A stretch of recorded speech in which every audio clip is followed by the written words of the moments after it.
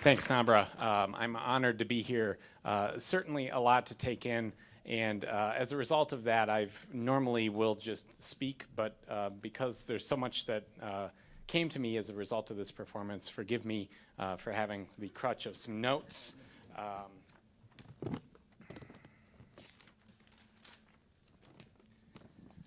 I was asked back in November to be a community responder following tonight's performance, and in that time, I figured I would certainly have some thoughts to share with you all tonight.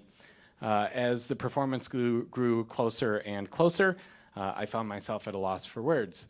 I mean, I'm a 37-year-old white male. I'm a recovering IT professional. What on earth could I possibly say to address the issues presented here tonight?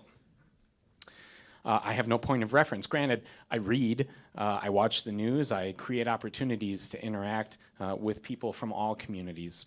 I seek to understand. Still, I struggled to find the perspective that I could bring to you all here tonight. So I turned to friends and family to seek advice. I heard everything from be real, be raw. Your words have a platform, don't squander that. To, this is being recorded. I'd take maybe a middle-of-the-road approach and don't say anything too controversial. You never know where your career will go and where that video might resurface. So, I love all the people from whom I sought advice, and they have the very best interests, my very best interests at heart, especially when I can't seem to make a decision for myself, which is fairly frequently. But I was struck by the variety of advice that I received. From the wear your heart on your sleeve to the don't let this bite you in the ass sort of comments. So I started asking questions, particularly of those who suggested that I restrain my comments. What I heard became the point that I want to make here tonight. I heard people say to me that if they were in my position up here tonight, they wouldn't feel that they had earned the voice to truly speak their mind in this setting. That's when it hit me. This is really a part of the underlying problem.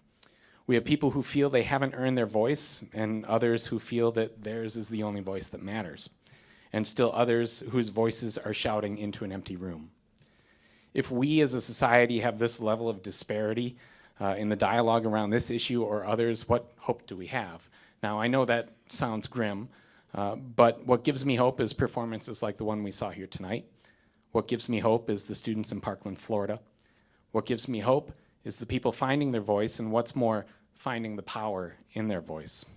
So this is me being real, being raw, and not squandering the platform that I find myself on tonight.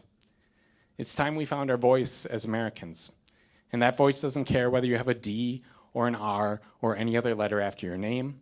That voice doesn't care about the grade that the NRA gives you.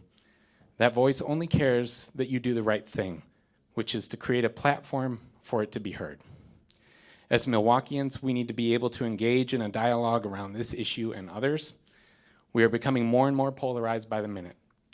It takes the brave to step up and speak out, and we witness that here tonight together.